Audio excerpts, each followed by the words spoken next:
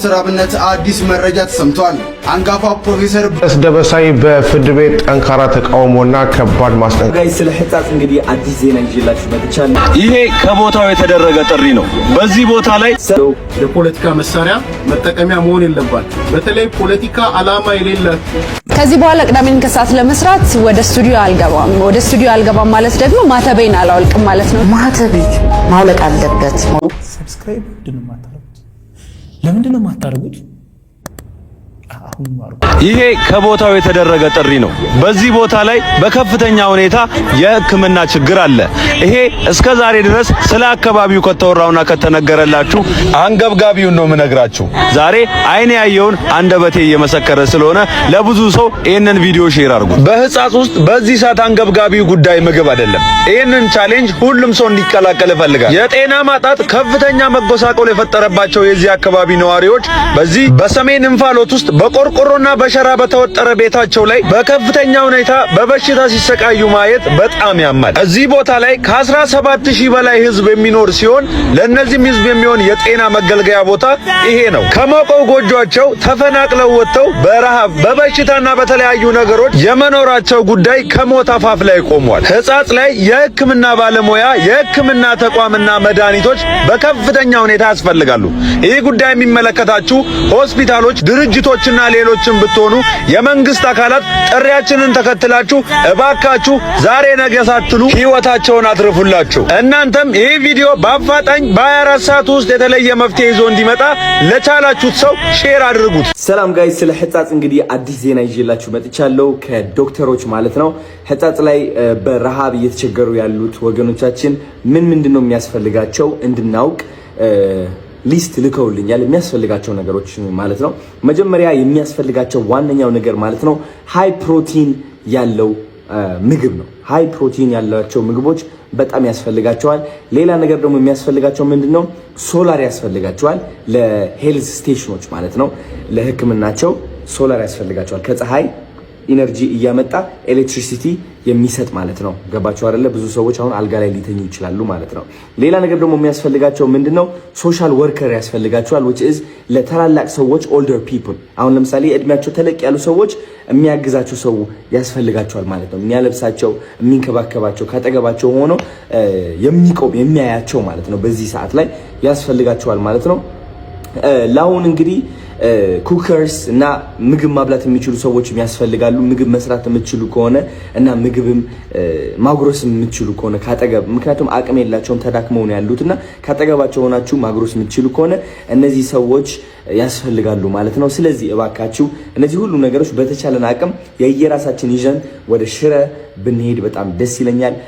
አቅም ካላችሁ ብዙዎቻችሁ ደግሞ ወደኔ አካውንት በመግባት ቲክቶክ አካውንት ላይ ባዮ ላይ ንግድ ባንክ አለ፣ ፋንድ ማድረግ ትችላላችሁ፣ ዲፖዚት ማድረግ ትችላላችሁ። የተቻላችሁ አቅም እኔ ደግሞ ስንት ብር እንደደረስን ሪፖርት አደርግላችኋለሁ ማለት ነው። ስለዚህ ተጋግዘን እነዚህ ሰዎችን እናግዛቸው ጋይስ። እወዳችኋለሁ በጣም። ስለ ማስተራብነት አዲስ መረጃ ተሰምቷል። አንጋፋ ፕሮፌሰር ብሩክ ላምቢሶ የማስተራብነትን የጤና መታወክ ሁኔታ ለማወቅ በርካታ ቀናት ክትትል ሲያደርጉ ቆይተዋል። ዛሬ አመሻሹ ላይ ደግሞ አዲስ አበባ ሲልክ ሮድ ሆስፒታል ስለ ቀጣይ ሕክምናው ምክር ሀሳብ እንዲያቀርቡም ተጋብዘው ነበረ። በመሆኑም ፕሮፌሰሩ ከሆስፒታሉ ከፍተኛ ሰብ ስፔሻሊስት ሐኪሞች ጋር መክረዋል። እናም ፕሮፌሰሩ እግዚአብሔር ሁሌም መላለሁ ጸሎቱ ይቆጥል ብለዋል። እናም ሁላችሁም በየሃይማኖታችሁ ማስተራብነትን በጸሎታችሁ አስቡት። ቀጣዩን ሂደት እየተከታተልን የምናሳውቃችሁ ይሆናል። ፎሎ ማድረግ ቤተሰብ ይሁኑ።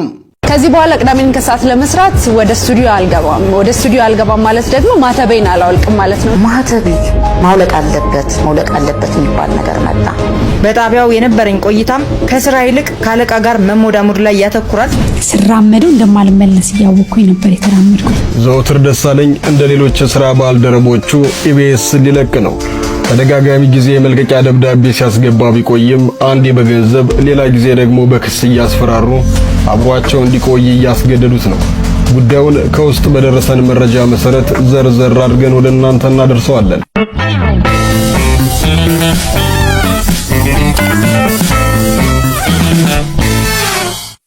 ዘወትር ደሳለኝ እንደ ሌሎች የሥራ ባልደረቦቹ ኢቢኤስ ሊለቅ ነው።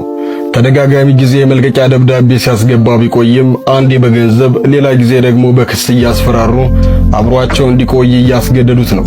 ጉዳዩን ከውስጥ በደረሰን መረጃ መሰረት ዘርዘር አድርገን ወደ እናንተ እናደርሰዋለን። ዕለት ከዕለት የኢቢኤስ ቴሌቪዥን ተወዳጅ ፕሮግራም አቅራቢዎች ኢቢኤስን እየለቀቁ ያሉበትን ትክክለኛ ምክንያትም ልናስደምጣችሁ ወደናል። ለውስን ደቂቃዎች አብራችሁን ስትዘልቁ ኢቢኤስ ቴሌቪዥን ያለበትን ውጥንቅጥ ነግረናችሁ የዘወትር ደሳለኝን የሥራ መልቀቅ ፍላጎትና ለምን ኢቢኤሶች ሊለቁት እንዳልቻሉ አብራርተንላችሁ የተወዳጅ አቅራቢዎች ኢቢኤስን መሸሽ ትክክለኛ ምክንያት ምንድነው ብለን ለጠየቅነው የተሰጠንን እውነተኛ ምላሽ ምን ነግራችኋለን። ቪዲዮውን ላይክ እያደረጋችሁ አብራችሁን ዝለቁ። ስራ በመልቀቄ የሚያስደስተኝ ነገር ከዚህ በኋላ ቅዳሜን ከሰዓት ለመስራት ወደ ስቱዲዮ አልገባም ማለት ደግሞ ማተቤን አላወልቅም ማለት ነውና እሱ ያስደስተኛል። ከዚህ በኋላ ውጣት በለው እንዲወጣ አድርገው አይነት ነገር እንደጀመሩ ገባኝ።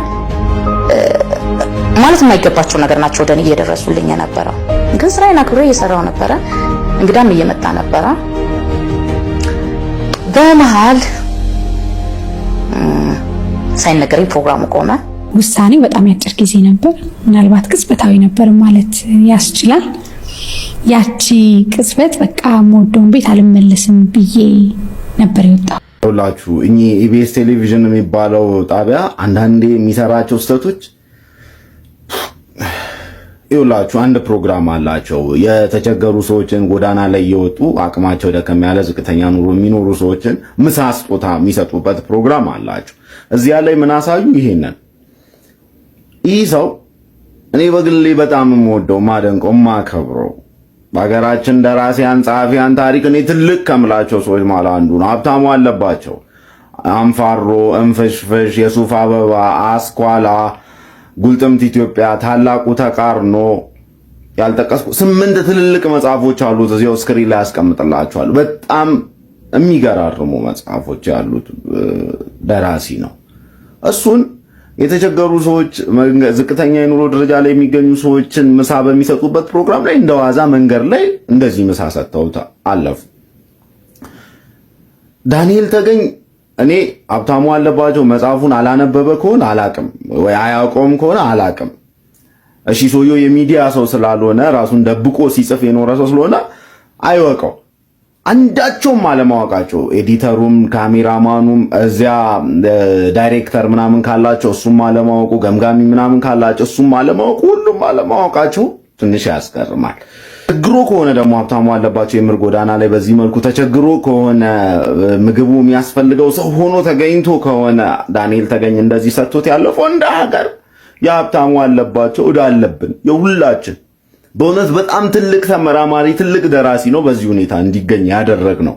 ግን እንዲሁ ዝም ብሎ ሲያልፍ ለማያውቀው ሰው መቸገሩን ሳያረጋግጥ በካሜራ በዚህ መልኩ ቀርጾ ከነዛ ሰዎች ከተቸገሩት ሰዎች ጋር ቀርጾ አስተላልፎ ከሆነ ዳንኤል ተገኝም የዚህ ፕሮግራም አዘጋጆች ትልቅ ብልግና ነው የሰራችሁት።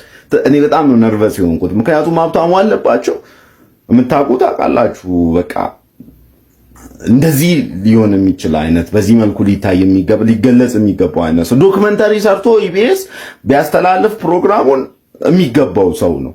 አሁንም ኢቢኤሶች ሳታውቁ ከሆነ ይሄንን ያደረጋችሁት የሀብታሙ አለባቸውን ክብር የሚመጥን ስራውን የሚገልጽ ፕሮግራም ሰርታችሁ ብትክሱ አሪፍ ነው። አለዚያ ክብረ ነክ ነው፣ በጣም ክብረ ነክ ነው። በዚህ አጋጣሚ ደግሞ ይቅርታም ማለት ፈልጋለሁ ከልቤ። ብዙ አይደለም ምንም ይቅርታ የሚያስጠይቅ ነገር አልገጠመኝም። ግለሰብ አይደለም ያየሁት፣ ያኔ ድርጅት ነው ያየሁት። አንተ አለ ካንተ ረዳቶች ያሉ መኪና ቆሟል እና ድርጅት ነው ከኢቢኤስ ቴሌቪዥን ብለኸኛል። ተቋም ነው የመጣው እና ይሄ ተቋም ምን እየሰራ ነው ብዬ ጠይቄያለሁ በልቤ። እና ምሳ ስትጋብዘኝ አንድ ነገር እያደረገ ሀብታሙ መሆኔን አውቀው ያደረጉት ነው ብዬ አላሰብኩም። ግን አንድ ነገር እየሰሩ ነው። በአጋጣሚ አግኝተውኛል። እኔ ያው ህዝቡ ነኝ፣ ከህዝቡ ጋር ነው ያለሁት። ምሳ ነው የጋበዙኝ። ስለዚህ አክብሮቴን ላሳያቸው ብዬ ተቀብዬ ደስ ይለኛል። ነገም ብትመጡ እቀበላለሁ። የትግራይዋን እናት የሚጦራትን ልጅ ጦርነት በላባት፣ ከንቱ ፖለቲካ ልጇን ገደለባት። ለምን አይቸግራት? ለምንስ አይርባት? በጦር ሜዳ ሞቶ ልጇ ከቀረባት እምዬ አደየን ችግር ራብ ጎዳት። ማን ነው የሚደርስላት? ማን ነው የሚረዳት? መቼም ለማይረባ ከንቱ ፖለቲካ ልጇ ሞቶ ሲቀር በዱር በየጫካ ጦርነቱ ሲቀር ረሃብ ተተካ። መቼ ነው ለትግራይ ጨለማው የሚፈካ? በጦርነት ስቃይ በችግር አበሳ የትግራይ እናቴ እንባዋን አፍስሳ በጦር ሜዳ ሲቀር የልጇ ሬሳ ያምናና ካቻምናው ስቃይ ሳይረሳ ደሞ ይባስ ብሎ ረሃብ ተነሳ። የትግራይዋ እናቴ መንታ ልጆች ወልዳ የወለደችው ልጅ ሙቆ በጦር ሜዳ እልም ስታጣ ከማጆቷ ጓዳ የጎሪጥ እያየን ሁነን እንደባዳ ምን ነው ዝም አልነሳ ጠፋ የሚረዳ። ቲክቶከር፣ ዩቲዩበር፣ አክቲቪስት ወዳጅ ካላችሁ ይሄን ፕሮግራም እንዲሰሙ ጋብዙልኝ።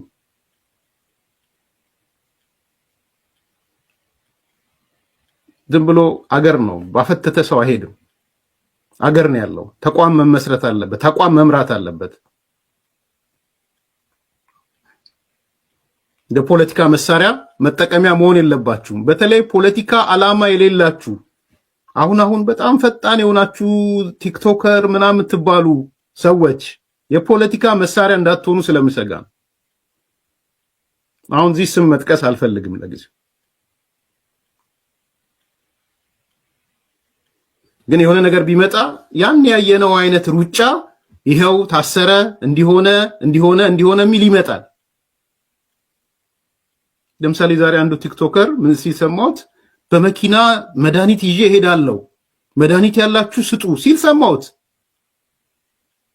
እንደዛ አይፈቀድም እንደ ንገሯቸው ለነዚህ ለትንንሾቹ ህዝብ ስለያስክ ማት ከጀርባ ስላለ አይደለም። እንደዛ አይሆንም።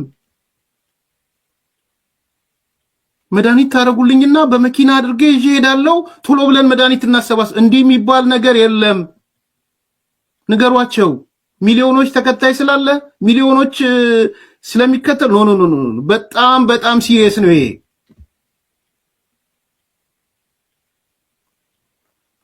ይሄን ፕሮግራም ላኩላቸው። አይችሉም መድኃኒት መውሰድ።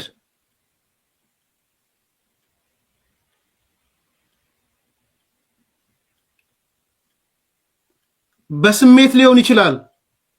በቁጣ ባዩት ነገር ስሜታዊ ማንነት ተሰምቷቸው ሊሆን ይችላል። ግን አይፈቀድም እንደዛ። አገኘው ብለህ በመኪና ጭነ መድኃኒት ይዘህ አትሄድም። አገኘው ብለህ በመኪና ጭነ እህል አትወስድም።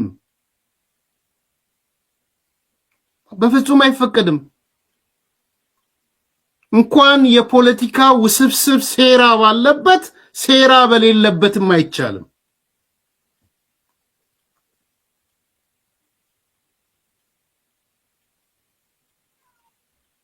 ምሳሌ ልንገራቸው። ቲክቶከሮቹ ላኩላቸው። ስምም አልጠራው የግንዛቤ ጥረት አለ ብዬ ስላሰብኩ ነው። ስምም አልጠራው ይጠቅማልን ብዬ ስላላሰብኩ ነው። አይጠቅምም ብዬ ስላሰብኩ ብድግ ብለህ ግን ሚሊዮኖች ያዳምጡኛል ብለህ ሺዎች መቶ ሺዎች ያዳምጡኛል ብለህ በሉ መድኃኒት አምጡ በመኪና ጭነን መድኃኒት እንወስዳለን አይባልም።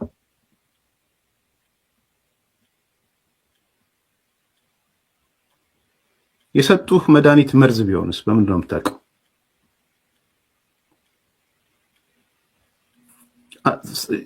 ከባድ ነገር የተናገርኩ እንደሆነ አውቃለሁ፣ ግን አንዳንዴ በዚህ ልክ ማስደንገጥ ስለሚያስፈልግ ነው። የሰጡ መድኃኒት ኤክስፓየር ያደረገ ቢሆንስ ምንድን ነው የምታደርገው? ምንድን ነው የምታደርገው? ኤክስፓየር ያደረገ መድኃኒት ቢሰጡ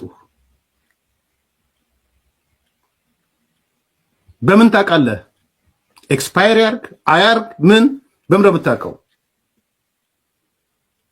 የወቅቱ ፖለቲካ ህወሓት እያራመደ ያለ ፖለቲካ እያወቃችሁ እዛ ቀለበት ውስጥ እንዳትገቡ ነው እየነገርኳችሁ ያሉት። ህወሓት መርዝ ተረይቶ ያ ህዝብ ቢያልቅም ደንታው አይደለም። በግልጽ እንድታውቁ በኋላ መጣበታለሁ።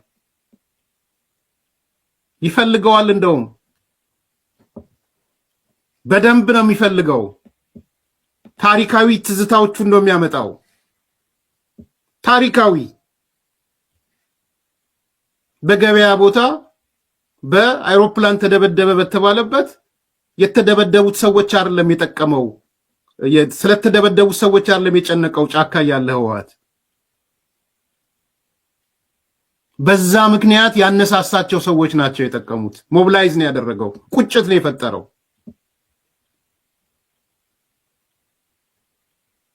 ሐውዜን እንደዛ ነው። ስለዚህ ብድግ ብለህ መተህ ይሄን አምጡ እጄ ሄዳለሁ እንዲሄዳለሁ አይባልም። ተቋም አለ፣ ኃላፊነት የሚወስድ ተቋም አለ።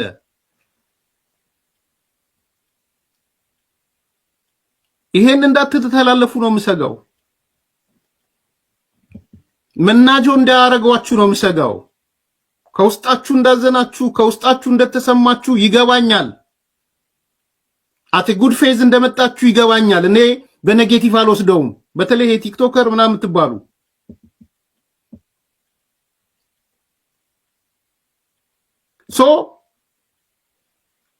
ፕሮሲጀሩን ተቋሙን መጠበቅ አለባችሁ። ምንድነው ፕሮሲጀሩ? ምንድነው ተቋሙ? ነምበር 1 ባለቤቱ የክልሉ የአደጋና ዝግጁነት ቢሮ ነው። ነምበር 1 ከሄዱ ሁሉም ነገሮች ወደ ክልሉ አደጋና ዝግጁነት ቢሮ የራሱ ጽህፈት ቤት አለው፣ የራሱ ኤክስፐርቶች አሉት፣ የራሱ ሰዎች አሉት። የጤና ቢሮ ነው፣ ሰማር ኮሚቴ ይኖረዋል፣ ስትሪንግ እንትኖች ይኖሩታል።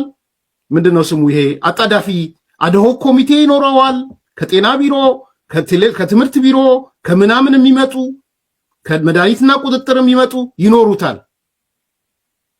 እዚህ ሀገር ሲቹዌሽን ሩም ይሉታል። ሲቹዌሽን ሩም ይኖራል።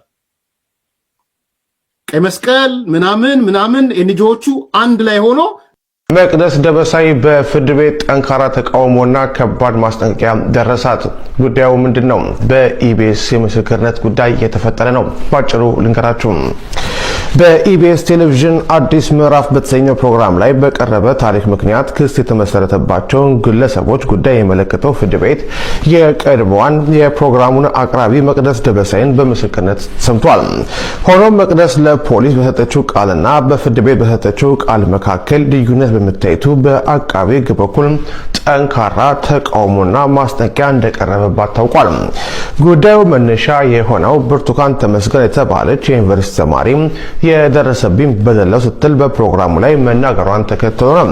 ታሪኩ የተፈበረከ ነው በሚል በፕሮግራሙ ዝግጅት ላይ የተሳተፉ ግለሰቦች የሐሰት ወሬን በማሰራጨት ወንጀል ክስ ተመስርቶባቸው ጉዳያቸው በፍርድ ቤት የታየ ይገኛል። በዚሁ የክስ መዝገብ አቃቤ ሕግ ምስክሮችን ሲያሰማ የቆየ ሲሆን ባለፈው ሳምንት ሐሙስ ጥር 13 ቀን ሉላ ገዙና ዘወትር ደሳለኝ ምስክርነታቸው ሰጥቷል። አርብ ዕለት የመቅደስ ደበሳይ ተራ የነበረ ቢሆንም በአንድ ዳኛ ድንገተኛ ህልፈት ምክንያት ችሎቱ ሳይሰየም ቀርቷል። ትላንት ማክሰኞ በነበረው ችሎት መቅደስ ምስክርነቷን ስትሰጥ በፖሊስ ምርመራ ወቅት ከሰጠችው ቃል ጋር የሚቃረን ሐሳብ ማቅረቧን አቃቤ ሕግ ተቃውሟል። የአቃቤ ሕግ የዛሀበሻ ምንጮች እንደገለጹት አቃቤ ሕግ ምስክሯም በፖሊስ የሰጠችውን ቃል እንድትደግም ይህን ካላደረገች ግን በሐሰት ምስክርነት ወንጀል ልትጠየቅና ለእስር ልትዳረግ እንደሚችል ለችሎቱ አስረድቷል። ይህን ተከትሎ ዛሬ ረቡዕ ዳግም ለችሎቱ የቀረበችው መቅደስ ደበሳይ ቀደም ሲል ለፌዴራል ፖሊስ ሰጥታው ከነበረው የምርመራ ቃል ጋር የሚጣጣም ምስክርነት መስጠቷን ተገልጿል። ፍርድ ቤቱ በቀጣይ ሌሎች የአቃቤ ሕግ ምስክሮችን መስማቱን ይቀጥላል። የ6 ወር ህፃን ልጅ ከነናቷ በትላንትናው ዕለት በአሰቃቂ ሁኔታ በአርሲ ተገደለች። ልቡን የማይነካው ባለማህተብ ይኖራል ብዬ አላምንም። መቼም ይሄን ልቡ የማይነካው ካለ እውነትም ባለማህተብ አይደለም ማለት ነው። ይህን መረጃ እንድታደርሱት የምፈልገው ትላንትና የአርሲ ኦርቶዶክሳውያንን አጀንዳቸው አድርገዋቸው የነበሩ ዛሬ ግን ለተዋቸው ለጊዜው ለፎሎወርና ለቪው ለተጠቀሟቸው በሙሉ ይሁንልኝ። እንዲሁም ለሚመለከተው አካል ህግ ክፍልና ለአባቶቻችን ይድረስ። ጉዳዩ የሆነው እንደዚህ ነው። ደምስ የተባለ አንድ ባለማህተብ ልክ እነዚህ አሸባሪዎች ተኩሰው አምልጧቸው ነበር። በአቦ ሙሳ ሆስፒታል ነበር የሚገኘው። እሱን ለማምጣት የሄደውን እንኳን አምቡላንስ አቃጥለውት ነበር። ከዚህ በፊት የተሰራ መረጃ ነው። እሱ በማምለጡ የተናደዱ ሰዎች በትላንትናው ዕለት ታህሳስ 12 ቀን የ6 ወር ህፃን ልጅና እናቷን በአሰቃቂ ሁኔታ ገለዋቸዋል። ዋካችሁን አጀንዳ እንቀይር። ዛሬም አርሲ እያለቀሰች ነው። ትኩረታችንን ለነሱ እናድርግ። እግዚአብሔር አምላክ ይፍረድል።